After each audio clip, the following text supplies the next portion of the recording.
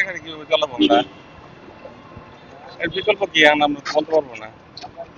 বলতে পারবো দেশের মানুষ।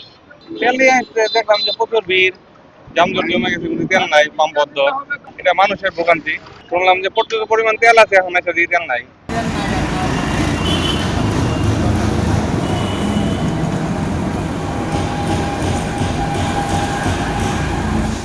তেল নিতে আসছি, পাম্পের দরজা জ্বালানো সব বন্ধ। কারণ কি, গাড়ি কেমনে চালাবো?